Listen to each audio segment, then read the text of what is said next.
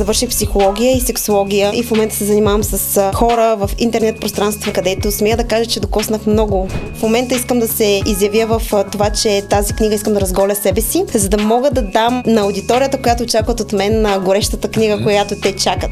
Книгата ще има много секс фантазии, в които наистина ще има неща, които аудиторията ми очаква. Само че аз не мога да говоря за секс, докато не се покажа чисто гола. За мен семейството е всичко, защото аз знам какво е да го нямаш. Аз мисля, че не можем само да бъдем опаковани. Мисля, че трябва опаковката да се разтвори, да се види, истинската същност на хората. Най-доброто е тук вътре в нас.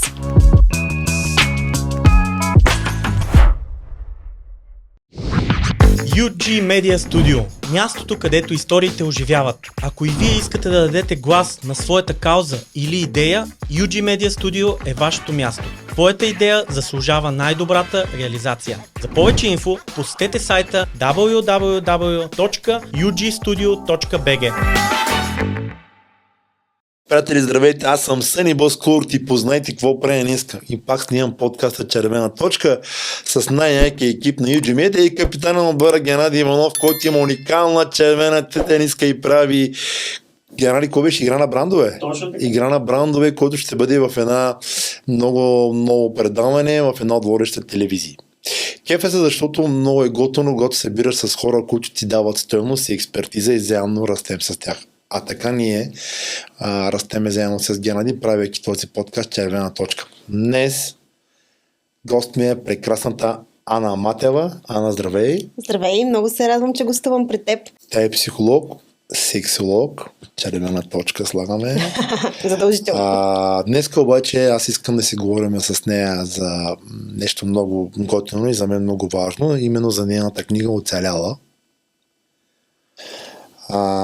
Това е една книга, която тя разкрива себе си пред хората и нейната история иска да предпазя малото поколение да не правят нейните пропуски, дефицити и да протигне ръка и да бъде пример на младите как да оцелеят, както тя е написала, история за раните, които се превърнаха в крале. Аз по-късно ще се възползвам от това, че тя е много готин психолог и сексолог и ще задавам и други въпроси, но за мен основното нещо, автентичният ни разговор, за който съм им поканал именно да си поговорим за нейната книга. Ана, здравей! За мен е много готино да ти кажа добре дошла в нашия подкаст.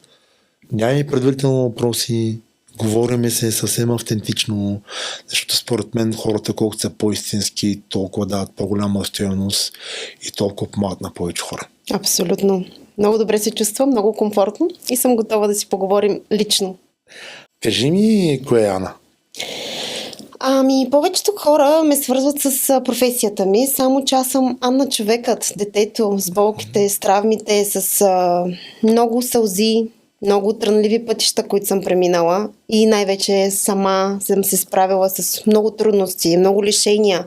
Аз съм човекът, смея да кажа, че съм душа чиста, много ранима, много емоционална. Повечето ме знаят като желязната лейди, заставам, говоря за сексуални теми, за психологични теми, само че аз също имам болки, аз също имам минало, аз също имам белези. Кой те кара най-много да плачеш? Може би липсващите спомени. Може би това, което не съм изживяла. И най-вече днес плача, когато го живявам с моите деца. С семейството, като ми преминат на лента всички моменти, които някога като дете съм ги купняла, мечтала за тях, а днес ги имам вкъщи с две малки прекрасни същества. Може ли накратко да дадеш повече информация за себе си на нашата аудитория? Разбира се, да. Аз съм Анна Матева. Като цяло завърших психология и сексология и в момента се занимавам с хора в интернет пространство, развивам канали, където смея да кажа, че докоснах много млади, всякакви възрасти хора с проблеми в сексуален аспект, с проблеми в психологически, работя с доста деца също така.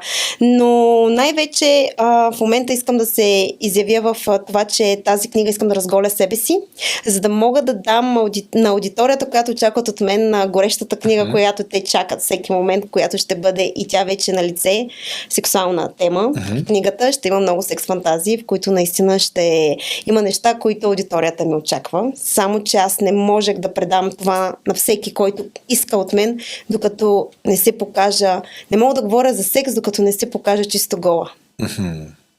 Ти си семейна с 2 деца? Точно така, съм семейна с 2 деца. Смея да кажа, че домашния уют е моя пристан, където се чувствам най-добре. По принцип не обичам много да излизам от вкъщи, гледам да работя дори повече от вкъщи. За мен семейството е всичко, защото аз знам какво е да го нямаш. Да ги нямаш тези моменти. Най-вероятно си ангажирана с доста консултации през деня.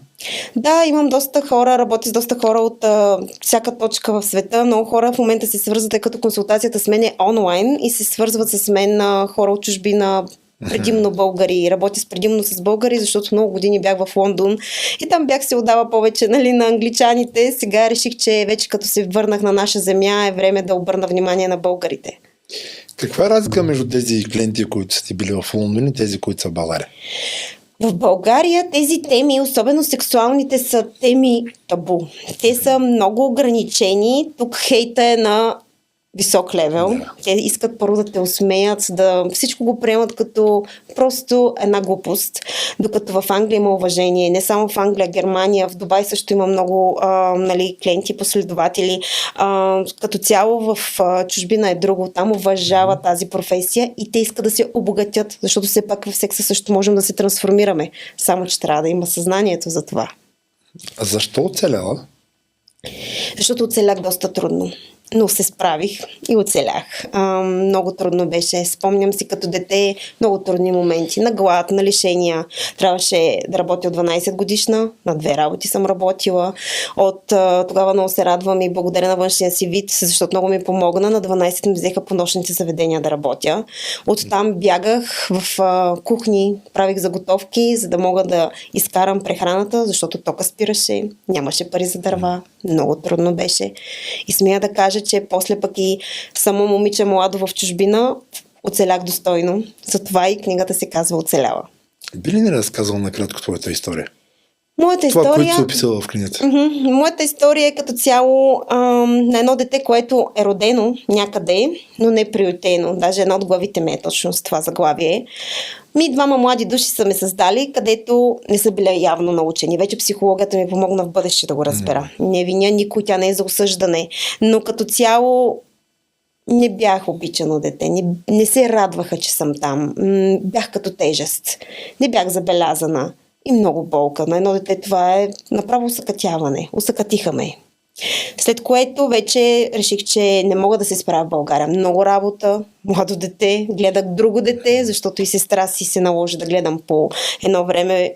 И като цяло уморих се, много се уморих да се трудя и всичко и реших, че трябва да се махна. Обаче избягах най-вече от болката. Че аз съм си уж вкъщи, пък нямам топло легло, нямам топла вечеря, нямам топла закуска, няма кой да ме погали, да ме попита като пана, като си ударя коляното, какво става с мен. Нали? И реших да бягам от това. И реших, че България е лоша. Трябва да заминавам на някъде много надалеч, защото тук е много гадно. И така стигнах до Лондон. Абсолютно непланувано. Спах по пейките, си спомням, и ни 4-5 дена, докато не срещнах едно семейство, което ми помогна, българи. Те случайно книгата е с хай, защото аз знаех само хай. Не знаех никакъв английски. И като цяло не можеха да ми помогнат. Аз знаех, че съм много работно момиче и много вярвах в моите 2 ръце, че мога да си изкарвам прехраната, обаче без език на чуждо място е много трудно. Едно ромско семейство, благодаря им ужасно много, ме приютиха, помогнаха ми, работа ми намериха, показаха ми какво е дом, какво е семейство. Те бяха с 3 дъщерички тогава и днес са си големи вече момичета. Така започна всичко, докато не срещнах, почнах да се трудя в Лондон, в чуждата държава. Казах си, тук е моето място, това е моят дом. Там повече няма да се върна и не се връща години наред. Нямах при кого. Никой не го интересуваше дали ще се върна. Никой не казваше, идва лятото, кога ще дойдеш. Никой не му пукаше общо взето. Даже имаше случаи, в които са ми се обаждали да ме питат някой лев няма ли да пратя, но не и да ме питат как съм. Стандартните неща. Точно така. И като цяло, след което живота най-голямата ми благословия. Това е главата, дъгата, която ме намери. Срещнах човек, българин от град Русе, мъж, много по-голям от мен, където всъщност той беше възхитен от моят външен вид, от моите качества, като разсъждение. Толкова младо момиче, той ми каза, ти разсъждаваш като един 40 годишен човек. Какво става? Защо нямаше кой да те изучи?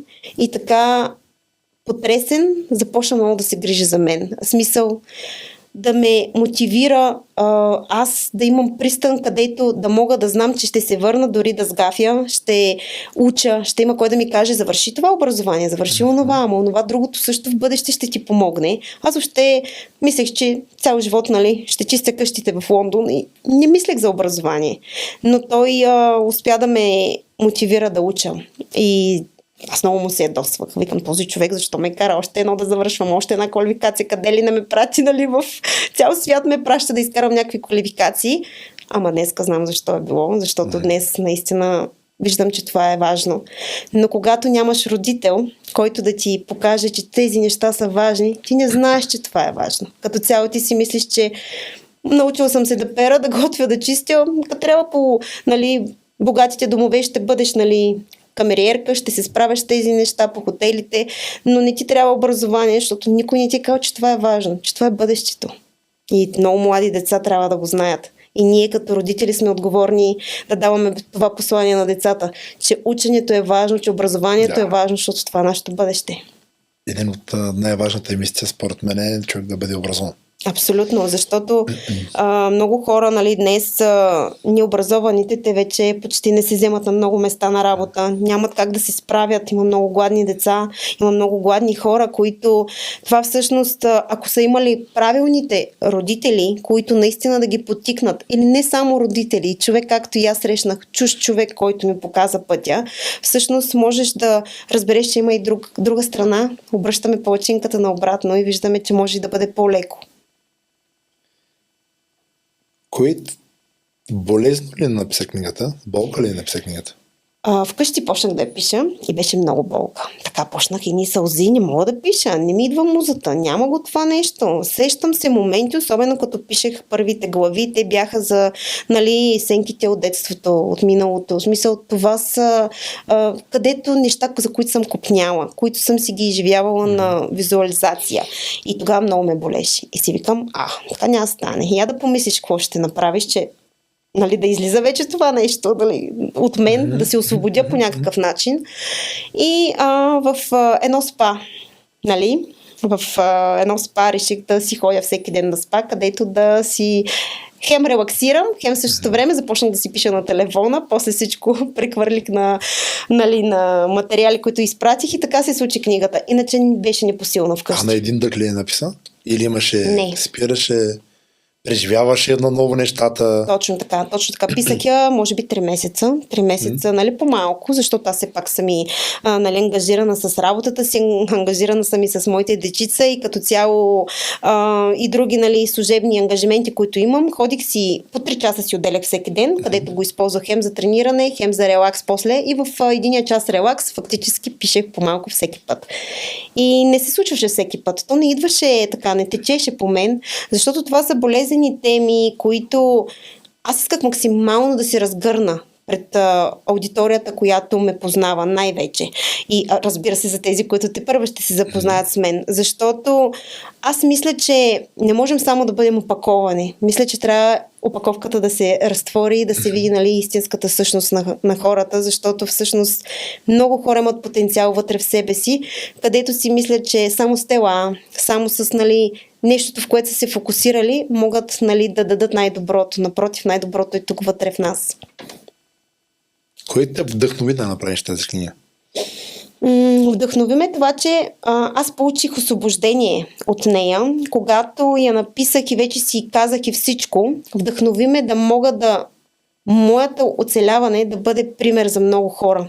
И вътре има няколко психологически послания. Вдъхновиха ме моите пациенти, с които работя, защото имаше много деца, тинейджери, които родителите им се бяха обърнали с някакви проблеми към мен, където виждах как наистина изживяват моменти, които аз съм изживявала И мисля, че моята история може да им помогне на младото поколение и на родителите най-вече, защото работих и с много родители и още работя, които или не знаят как, или не са зрели, или не са стигнали до момента, в който да разберат, че децата са душа, която има нужда да им отделиш време. От твоето време. Това е най-трудното днес на родителя. А който беше най-трудно, като пишеш книгата? Най-трудно ми беше точно да опиша първите глави, когато казвах колко ме боли. Там съм описала колко ме е боляло като детенцето, колко сълзи съм изплакала, колко мечти съм имала на една рекичка моя там, където си ходих. Това беше най-болезненото. После следващите глави вече повече говорят за по-хубавата част от моя живот, където вече идва там вярата, силата и вече професията, където смея да кажа, че съм намерила моето призвание и се чувствам добре. Общо взето, първите глави бяха много болезнени. Следващите вече са с гордост ги писах. С гордост, с усмивка. Няма да забравя, пишех си на телефона и се усмихвах. И в това въпросно спа един господин, лекар, на възраст човек, който ми вика: госпожо, защо се смеете? Много ми харесва как стоите тук в сауната и се смеете. И аз тогава му споделих какво правя. И човека беше много въодушевен. Много му хареса това, но с усмивка пишех последните глави, защото наистина съм горда от себе си и се моля повече деца, млади хора в моето положение, които могат да се докоснат до всяко едно нещо в света, защото света ни е дал на поднос всякакви неща. Те да отсеят до какво да се докосват, да не се докосват до безхаберието, до буксуването, до алкохола, наркотици, до хазарт, защото и много хазартно зависими съм работила, да не се докосват до лошото, а да имат стимул да се изградят като достойни хора, като млади мъже и жени, после в бъдеще съпруги и съпрузи, и баща и майка, за пример, защото това е най-важното. Може ли да кажем, че в книгата "Оцеляла" ти си описала твоите победи? Да.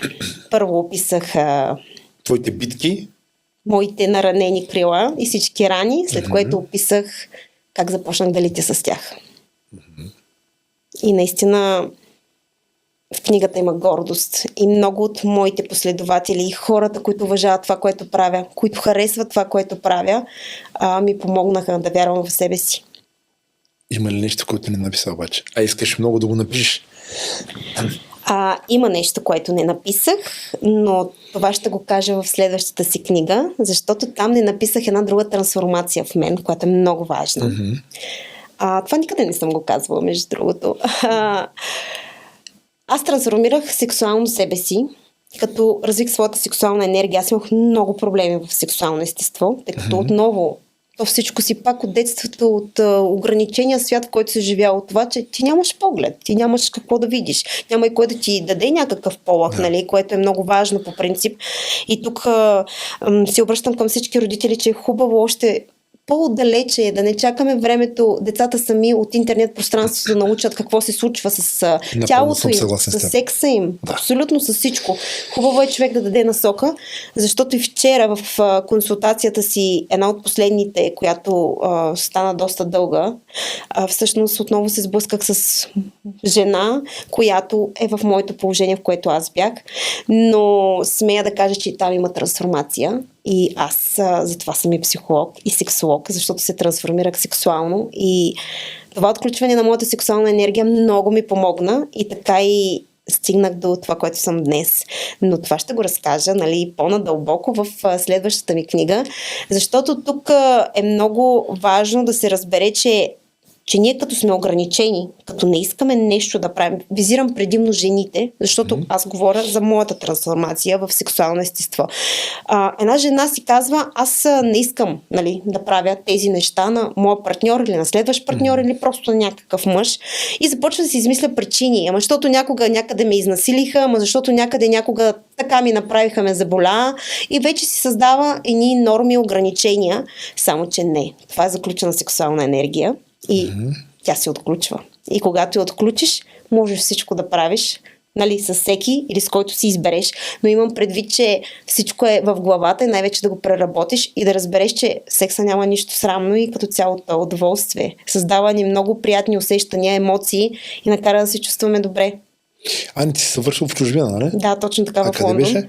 Като цяло в Съндерланд университета завърших психологията, после вече завърших няколко квалификации в два колежа.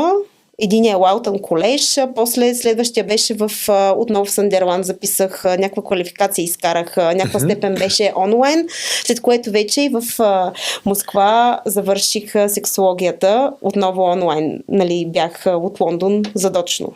Поздрави на Наталия Кобилкина. Всичко руско не е чуждо. Аз винаги казвам, Наталия Кобилкина, от нея съм изкарала много добри сертификати, също и при нея съм била в нейната академия, като цяло тя ме е учила много и аз от нея много съм взела и Наталка е невероятен човек. Аз съм взел много тебе, Нати, и се надявам ти от мен. И така. Взаимно си вземаме. Ани, какво за тебе е болката? Болката за мен е диплома. Това е най-важното ми образование, между другото. Болката ме накара да разбера стойността си, да разбера, че щом с тази болка успях да направя толкова неща в живота си и съм достоен човек днес, всъщност болката ми е дала урок и ми е сложила така обиците, които съм трябвала да получа. Кой и какво те е причинило като най-тежка болка? Родителите. Родителското ми семейство. Всички. Не визирам само майка и баща. Визирам всички от семейния ми кръг. Те не направиха нищо лошо с мен, но не ме обичаха. Или поне ме обичаха по тяхния начин. Но едно дете, то иска да бъде обичано по неговия начин. Ти можеш да ме обичаш, но ако аз в моето усещане усещам твоята любов по друг начин, твоята любов не ми е достатъчна. Тя не я усещам. И се губим. Може ли да кажем, че Ани сега е обичана и уважавана? Да, много съм обичана и уважавана днес. Вкъщи съм много обичана и уважавана. В публичното пространство мисля, че съм обичана и уважавана, поне така мисля. Но и всичките тези положителни неща и това, което се случва в кариерата ми, да, смея да кажа, че днес съм обичана и уважавана, но болката си остана, че не съм била обичана и уважавана там. Може ли да кажем, че си обичана и уважавана, но ти също даваш много обич и уважение? Много. Аз като цяло смея да кажа, че аз съм много чиста и не обичам да поставям някакъв блясък на всичко това, което правя. Не обичам, аз съм много суетна жена, но не мисля, че суетата, всичко, което правиш, трябва да бъде с една такава маска. Аз винаги съм. Каквото ми дойде, това си говоря. И смея да кажа, че по този начин аудиторията, която следи моите неща, им харесва. Защото те са свикнали да виждат едно съдържание изкуствено. Някой се да чете, да се подготвя, с мисъл, с някакви реплики, визия и всичко. Аз се подготвям половин час преди нещата, които правя. Набързо тръгвам и заминавам. Като цяло това съм аз. Чиста и откровена, неподправена. Както виждаш и при нас нямаме готов сценарий, нямаме въпроси, които ще задаваме. На мен ми идват тук отвътре, да задавам тези въпроси. Така чувствам енергията, защото за мен комуникацията е енергия. И надявам се тази енергия да я предадем на зрителите. Да, това е най-важното. Ани, от какво бягат хората? Хората бягат да се разголят. Те бягат от това да са чисти пред теб. Те са се зад едни маски, се са някакви други, които не искат да се покажат, не си казват какво правят. Скришно е всичко. Много скришно. Аз съм работила с толкова много хора, които са едни, с едно лице, но всъщност те са други. И съвети им даваш тогава? Много различни съвети давам, защото все пак ти трябва да се съобразиш някой, когато е в едно общество, в един кръг, където е развил примерно компания или нещо, той вече като се е показал с едно лице, той не може вече да даде заден. Той трябва да го осъзнае на първо място.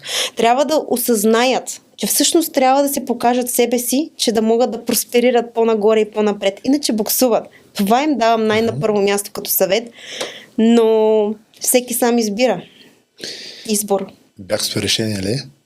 Бягството не е решение. Аз съм примера Не е за решение. това. Не е решение бягството. Аз съм примера за това. Аз бягах много време от нашата красива България, защото си мислех, че като избягам, болката ще си тръгне, леле, аз ще направя чудеса някъде си. Напротив, чудесата се случиха повече за мен и повече сбъднати мечти постигнах последните 2 години, откакто съм в България, отколкото всичките там. От какво и от кого най-често не бяга? Днес не бягам от никой. Днес съм себе си. Днес имам граници очертани, които следвам. Не обичам много да се пречупвам, независимо каква е цената. Днес не се страхувам и не бягам от никой, но много бягах през годините. От много хора. От всичко. Разкажи ли за конкретна ситуация, ако не е проблем за теб? Бягах от празниците. Това е един много болезнен спомен за мен. Всеки празник, като дойдеше, и аз измислях причини да избягам. Хората ме каниха, чуждите, разбира се, не семейството, някъде да отида да празнувам Коледа, Великден, ето сега пак идват светли празници, нали?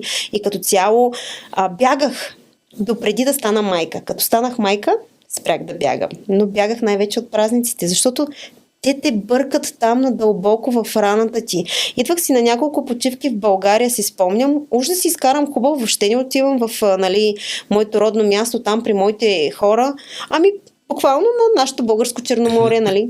Курортче, хубаво така да разпуснем. Но аз България съм, никой не идва да те чака на летището, никой не ти е сготвил топлата супа. Едното като ти се свива, почивката отива на вятъра и когато съм ходила по други курорти в чужбина, много по-добре съм се чувствала. Това пак е бягство. Бягство да избягаш от моментите отново там, които са ти липсвали. От това да имаш майка и татко, баба и дядо, които да те чакат, да ти сготвят топлата супа. Няма да забравя, бях на един семинар на великата психоложка Венета Бучкоджиева. Тя ме измъкна от много неща, където всъщност там взеха от групата мъж и жена, които аз избрах да бъдат визуализираща ситуация, моята майка и моят баща.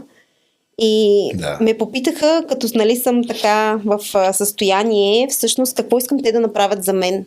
И аз първото нещо, което казах, беше да ми сготвят топла супа. Аз не помня такова нещо. И като цяло от това бягах.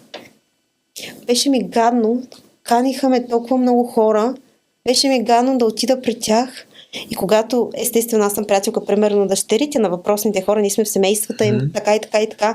И всъщност, или пък на приятелите ми, на всичките ми бойфрендове, така много ме болеше. Отиваме при семействата им, те слагат ини маси, целуват си синовете. Аз така се сещах за миналото, че мен няма кой, че аз няма къде да го заведа. Така и винаги съм бягала от сватбата. Това ми е бягство също. Не искам сватба, искам подписване на брак, нали? Но сватбата не я искам. Кой ще ме захрани? Къде са моите майка и баща? Няма кой да ти даде от сладката питка, да топнат в меда. От това бягаш. Интересна история. Разчувствах се. Не ми се беше случило. Мълчанието решение ли за теб? Не. Като човек, като психолог? Не, абсолютно не. Мълчанието само те кара още повече да затъваш. Ти може тук, сега, в психиката ти, да се чувстваш много добре. И това, че мълчиш, аз съм супер, аз съм голям герой. Между другото, при вас мъжете, това е голям, нали, във вас ходи това нещо, нали. Аз съм, нищо ми няма, много съм добре. Тази ли, махния, нали. Само, че на подсъзнателно ниво тук работи.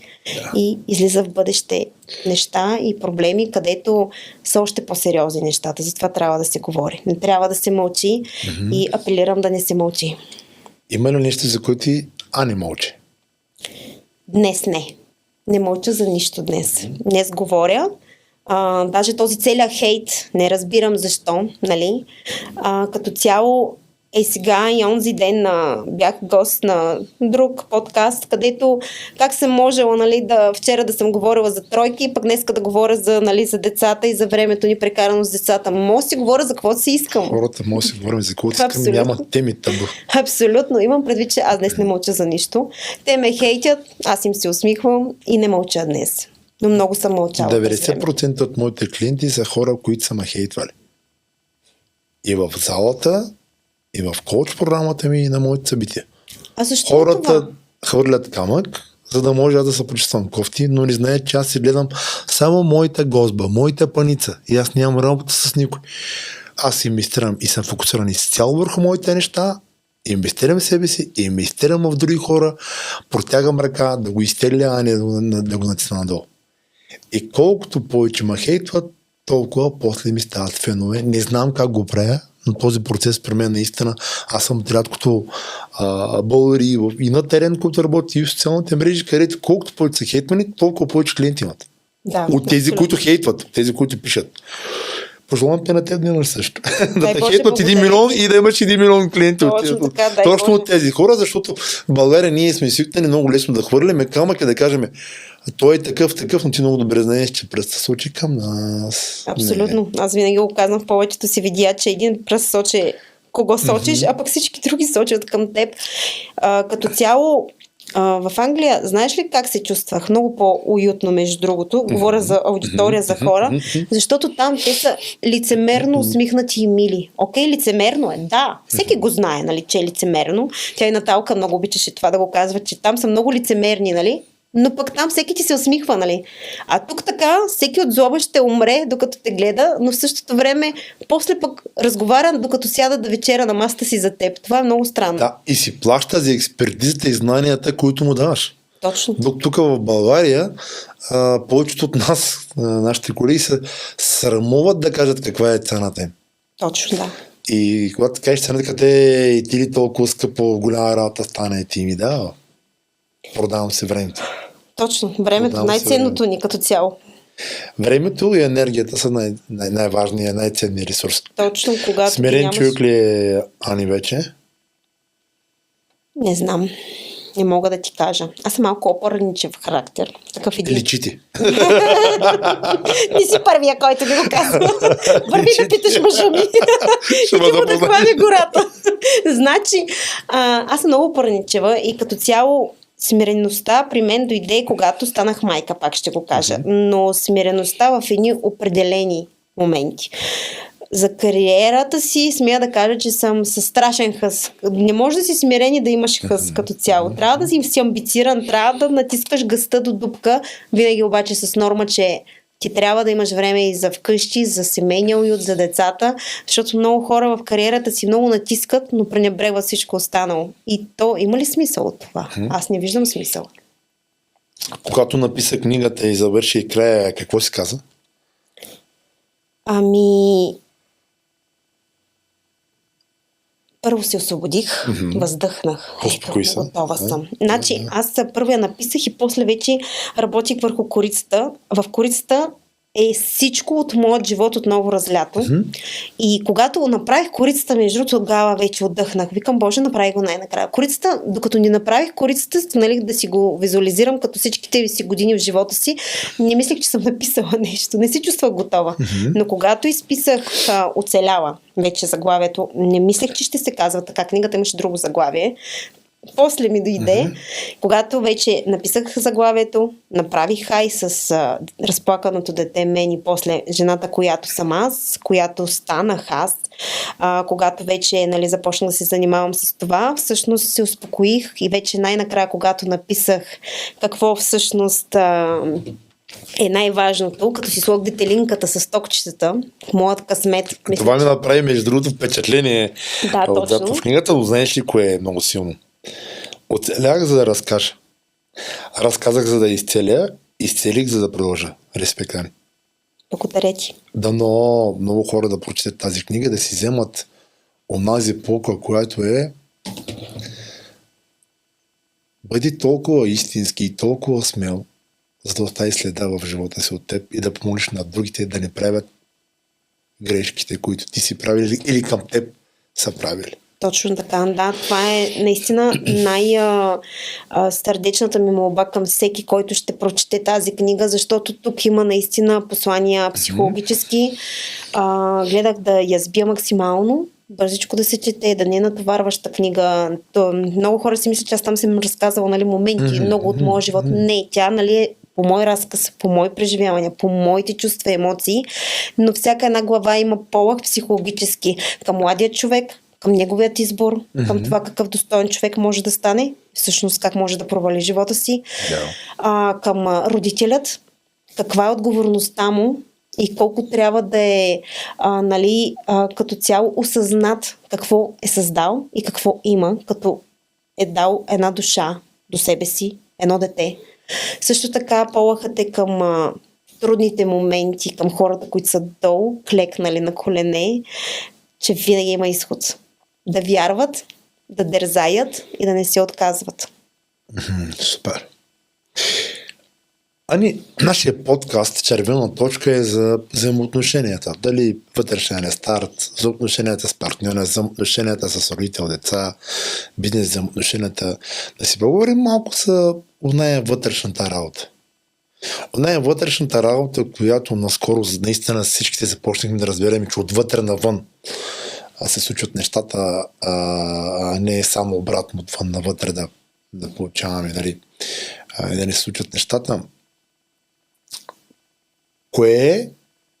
Кой елемент е най-важният при твоята вътрешна работа? Самоанализът, себепознаването според теб, себеуважението? Всичките заедно. Не може едното без другото. Като цяло трябва да познаваш себе си, за да знаеш какво да изискваш от живота, че да ти се случи. Много хора сядат пред мен на камерите и те са с неправилният партньор до тях. Направо живеят в един свят, в който не им е хубаво, ама са там вече са се хванали на хорото.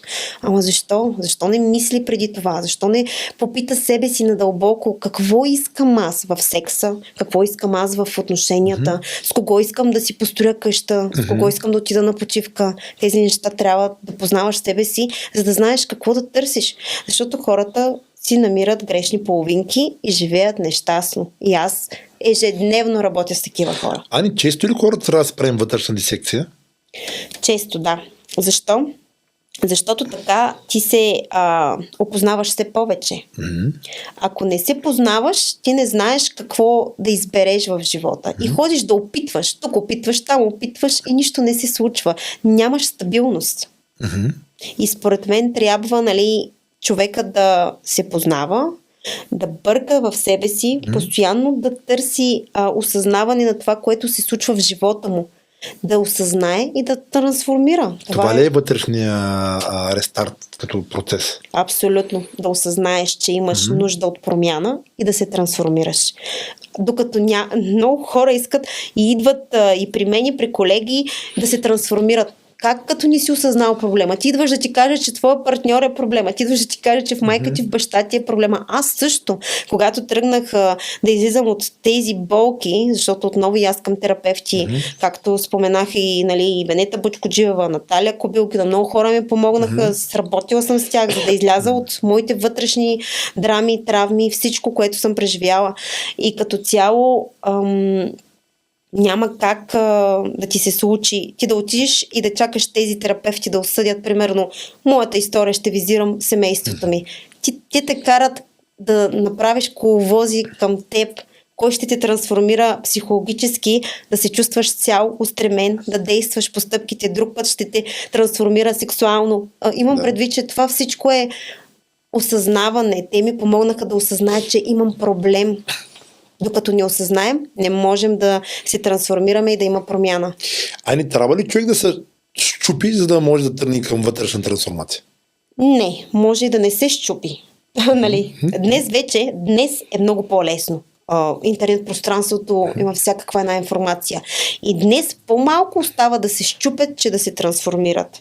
Но преди чупехме се, че да потърсим помощ. Отивахме направо разгубени. Защо хората се притесняват да казват, че ползват услугите на психолог? Или се притесняват още да звънат на психолог и да се разголят пред психолога? Това ми е много интересно. Твоята лична практика как ти е? Как го разбираш? Аз съм имал много хора, които са работили с мен и после се събираме. Примерно съм правила среща по градовете или среща в заведения в Лондон и Те казват, че за първи път идват. Аз познавам тези лица, те са работили с мен. Не знам защо се притесняват.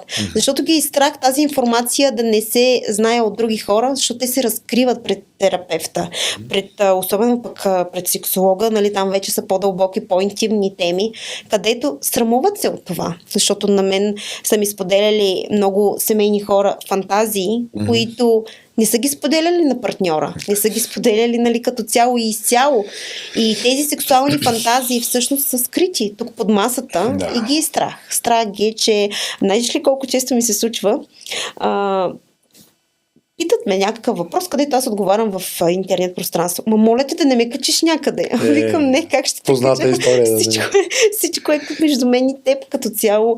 Аз не правя това да си правя записки. Даже когато започнах с книгите и сега в момента казвам, че сексуалната ми книга ще излезе много скоро. И те всичките, да не си описал моята история, ама казваш за сексуални фантазии, че ще говориш. И аз им казвам, хора, това е като цяло лично. Напоследък при мен се получава нещо много интересно. От няколко месеца тренирам доста така хора от high life, ако така мога да се изразя. Хора, които обаче наистина имат позиция, експертиза, наистина се тежат на думата, на мястото. И те, като твоите клиенти, им казват, съни да не накачи, защото те схващат не като спортен коуч, само като ментален и споделят доста неща, които не са споделяли, освен на себе си, на никой друг.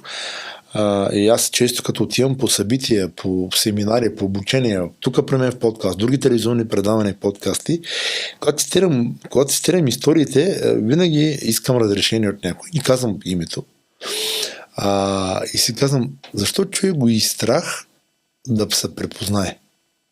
Защо човек го и страх да се признае? Защо човек го и страх към даден проблем, като той трябва да разбере, че страха е най-готвеното чувство, защото когато преодолее страха, ти си он е победител. Абсолютно да. Победител си за дадената ситуация, победител си за дадения живот. Абсолютно да, точно така е. Да си поговорим малко за взаимоотношенията между партньорите взаимоотношения.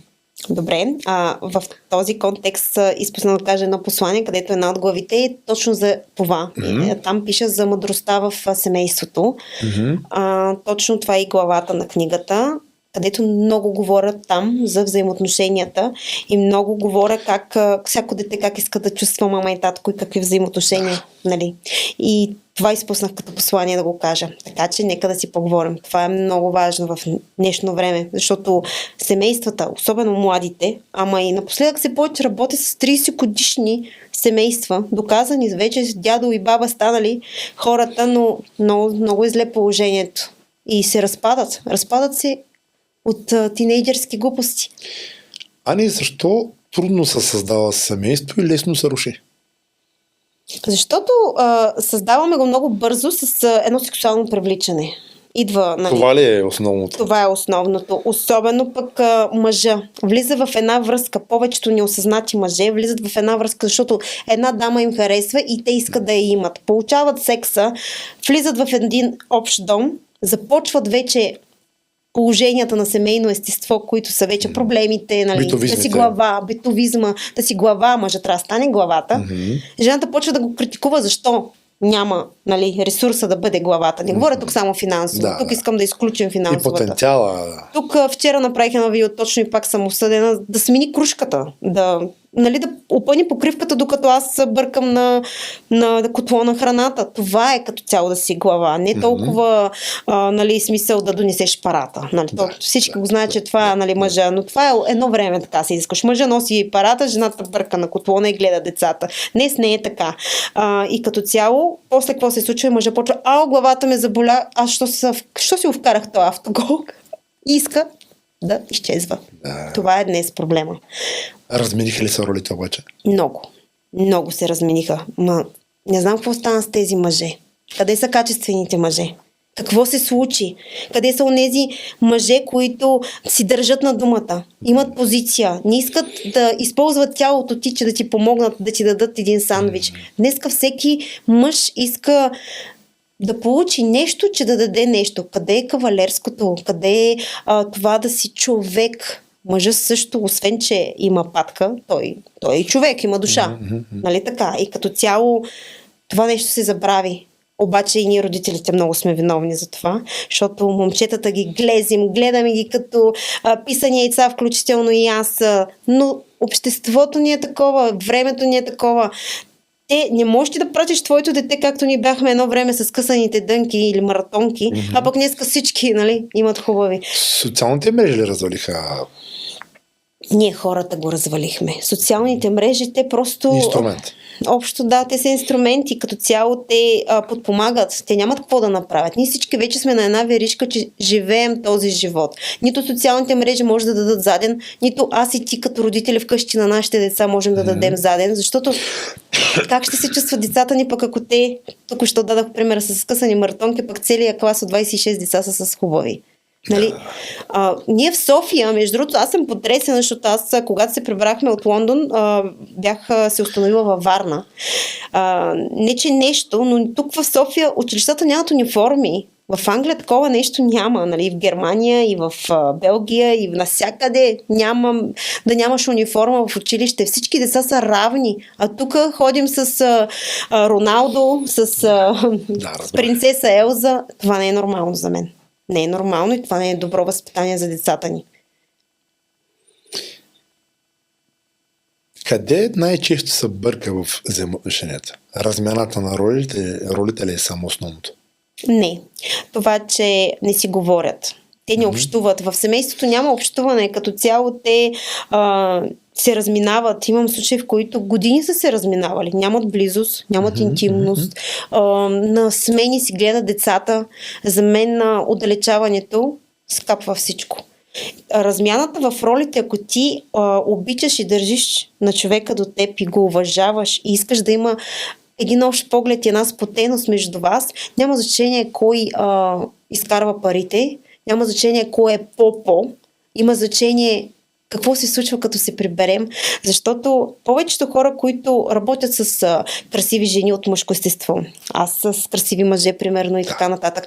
И вкъщи половинките ни трябва да си знаят стойностите, че независимо колко пари изкарваш, с кого се занимаваш и какъв си, всъщност ти си избрал него, ти го обичаш, ти желаеш него, искаш да прекарваш всички дни с него и свободно време, бъркат се ролите, няма значение кой е на каква позиция, има значение какво е близостта вкъщи. Защо хората толкова често се изневерят? Изневеряват си, защото сексуалните фантазии са само тук главата им. Те искат да правят хубав секс, обаче като са с грешните партньори, как да стане? И живеят в една илюзия, гледат порно, съвсем им обърква мозъка и общо взето не се случва нищо, когато нямаш правилният партньор до теб. А ако имаш партньор, който е на твоята сексуална вибрация, най-вече, всъщност ще се случи това, че ти ще имаш всичко, което ти е нужно и няма да го търсиш навън. А според теб, от твоята практика, от твоите клиенти, има ли още двои, които не се изневерят? Има двойки, които не се изневерят. Кое ги изплотява, кое ги държи? Секса ли са?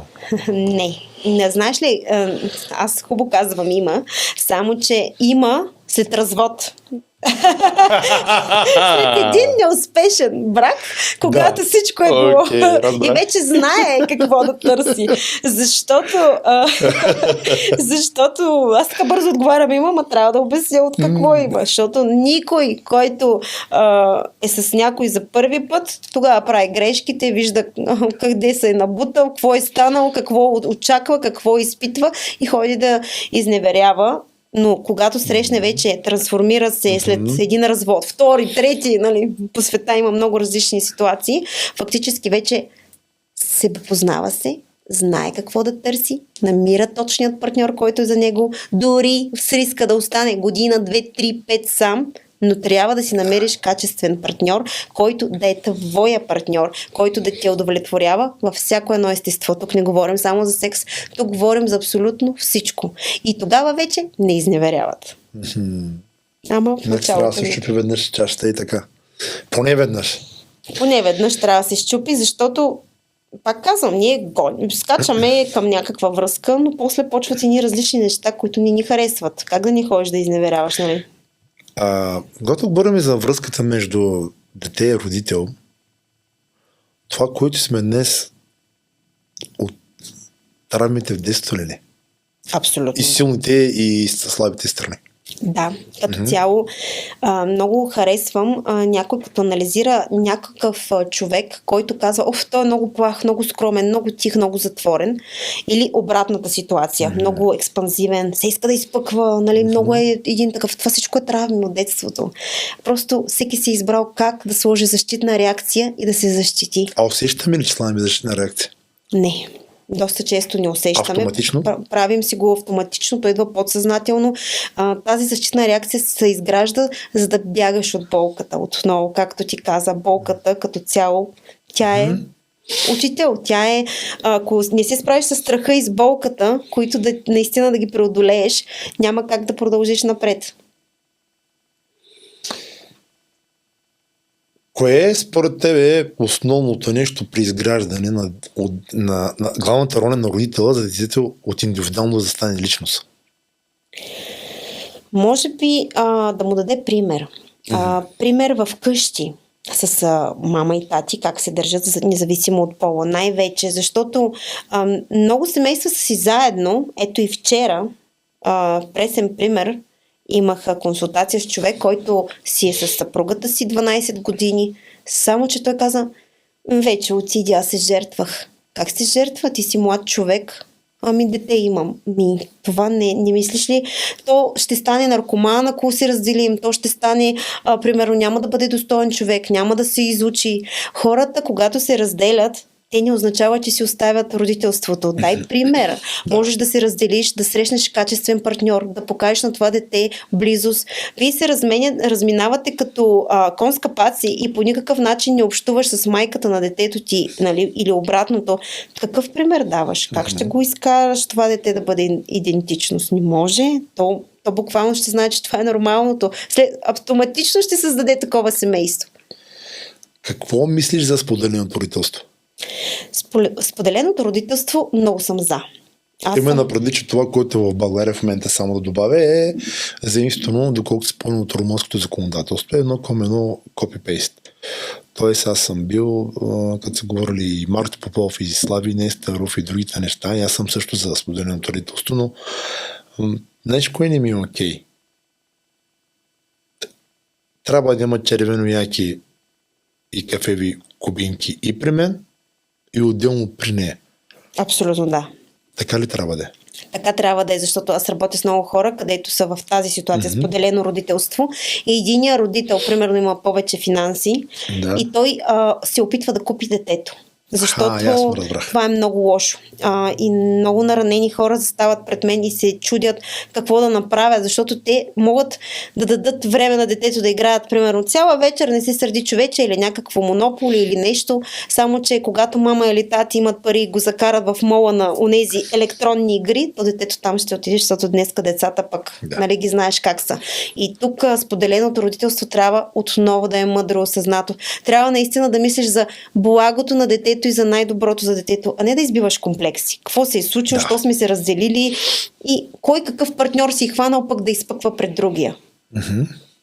Това е много, много важно и децата страдат. Защото имах една ситуация преди време, където един мъж дори се разплака пред мен и работихме заедно. Той ми каза, че детето, нали, имало рожден ден, където всъщност той отива с малък подарък и такава кутийка да му подари на рождения ден на празника, където майката вече е с нов мъж, доста заможен, нали, грандиозно парти за 9-годишното дете. И той отива, тате здравей, скача, прегръща го, нали, и детето пред всички се изказва, тате, ти такъв подарък ли ми подари, ама приятеля на майка ми подари цяла кола, нали, подарък. Това вече е много грозно и много болезнено. И децата ни се превръщат в материални ловци, където това ги привлича. И ги купуваме. Какво за теб е прошката? Прошката за мен е освобождение. Прошката за мен е... Тук искам да кажа, че да простиш не означава да забравиш. Да простиш означава да се освободиш вътрешно. Защото когато ти таиш омраза, гняв към някой, то всъщност стои тук в гърлото ти и не можеш да дишаш. Прошката е дишане, въздух. Често ли даваш прошка? Не. Днес вече избрах да отсявам хората до мен. И почти не допускам много хора, които правят грешки. Гледам това, което съм изживяла и тази прошка голяма, която трябваше да дам на много хора, да ми е наистина диплома, където днес да я изявявам много прилично с новите хора, с които се запознавам, за да мога да си спестя тази сила отново да простиш. Но ако ми се случи, бих простила. Като цяло няма безгрешни хора. Всеки греши, всеки прави грешки и всеки трябва да получи втори шанс. Прошката прави те по-силен, по-голям човек? Прошката те прави човек с главна ча. Без прошка ти да можеш да даваш, без това ти да можеш да... Аз много обичам да кажа, че егото много стои пред всички чувства, които ние изпитваме. Ако можеш егото да го сложиш в джоба си, да изкараш любовта, да изкараш добротата, да изкараш всичко от теб, най-доброто, което можеш да дадеш, дори на един човек навън на улицата, всъщност това те прави човек. Всичко, което каза за прошката, сега ще те провокирам и ще бъда максимално честен и искрен към теб. Ако тази врата се отвори и твоите родители, които са наранени, влязат, какво би им казала и би им дала прошка? Ако сега те влязат, бих им... Аз прошка съм им дала. Аз съм им простила. Горе с момента, тук сега.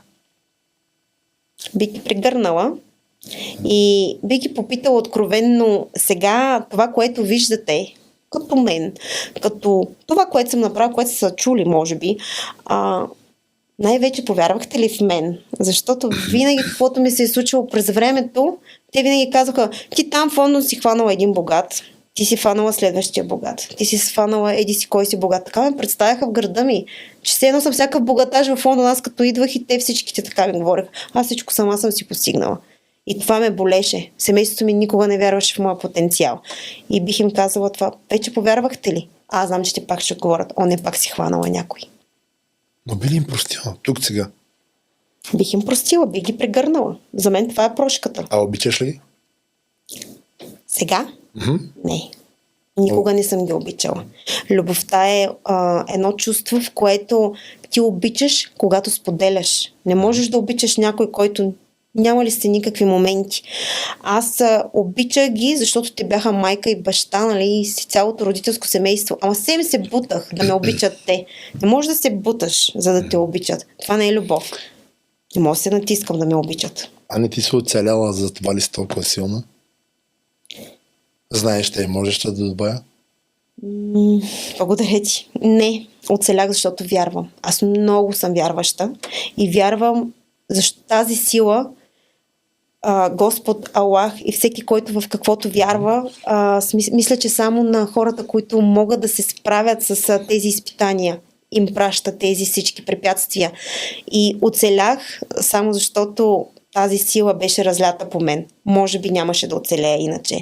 Но смея да кажа, че с вяра и с късмета, който мисля, че Бог е бил винаги зад мен или над мен, оцелях и да, сила ми е. Сила ми е, но с негова помощ със сигурност. Защо, Ани, аз, Геннади, нашата аудитория, не е само нашата аудитория, защото в България трябва да прочете твоята книга? Защото мисля, че в книгата съм засегнала моменти и най-вече моите чувства са моменти, в които всеки от нас изпитва. Или е изпитал. И ти, и Геннади, и аудиторията. И когато тази книга се чете, тя не трябва да се чете бързо. Тя е много тънка и се чете много бързо, но смея да кажа, че хора, които имат и се припознават на моменти, те ще го препрочитат много по-често. Къде може да я намерят хората? Как могат да се я поръчат? Като цяло в моят сайт Анна Матева, сексолог и психолог, вече е факт книгата. Тя си е там при мен. Също така могат да ме потърсят. На книгата също има координати къде да се свържат с мен. В Хеликон много скоро в цяла България идната седмица вече ще бъдат. С Orange също правим преговори и като цяло на доста места, в които в момента правя преговори по градовете. Искам в доста за деца, работа с деца, където всъщност ще могат младите тинейджери при тренировъчни лагери, футболни лагери, разговарям с това в момента, да ми партнират книгата да бъде на някакви футболни, нали, срещи, където да може младият човек да си я закупи, защото мисля, че за младия човек ще бъде най-полезна. Или ми е разписала в ефир. Да. Докато Ани разписва, аз искам да кажа,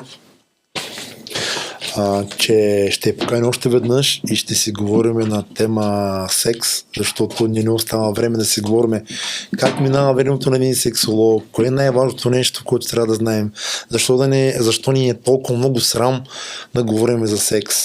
Също така използвам, че тя е тук, да я поканя на 18 април от 10 часа в хотел Грами на представянето откриването на моята Тина Академия, където можеш да презентираш твоята книга. Благодаря много. И съм готов да ти помагам навсякъде с каквото мога, и като коучване, и като маркетинг на книгата, безвъзмездно говоря. Също така с други мои колеги спортисти, които правят събития, Ели, който прави много силен летен лагер. В момента заедно го организираме с нея, също ще те препоръчам, и на мои други колеги медии, които занимават с медии, имат подкасти.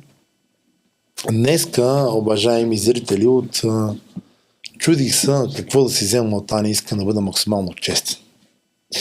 Ами не можах да преценя точно какво трябва да си взема, освен целият пакет от нейните знания и най-вече с огромен интерес искам да си взема начина, по който тя е оцеляла. Прочетете нейната книга, защото да оцелееш не означава физически да оцелееш, ментално да оцелееш. Най-важно е да победиш себе си. В живота това е най-силната победа. Да не се мразиш, да не се обиждаш, да не се мачкаш. Живота е направен да го живеем по най-готвения начин. А времето минава прекалено бързо. За съжаление не знаем дали има друг свят отвъдното, защото никой не се върнал там. Дано да има, защото аз много обичам живота и той мен. И така, нека да има какво ми написа. Благодаря ти, Сънка, ти си човек с главноча. Бъдай винаги себе си и се докосна до сърцето ми. Аня Матева, и ти до моето, бъди благословена. Пожелавам ти много успех, участие в много подкасти, прави много събития. Според мен даваш много стойност и много експертиза. На Генади, който се усмихва, че сме изкарали поредния готен епизод. Гена, така ще бъде поне една година, ще работиш с мене, пък за другите две ще подпишеме допълнително споразумение. Хора, обичайте се, вярвайте си, не забравяйте откъде сте тръгнали, бъдете благословени, усмихвайте се, че усмихвайте сме по-готени. Гледайте червена точка, записвайте се да участвате при нас, поставяйте лайк, коментирайте, бъдете смели. Всичко добро!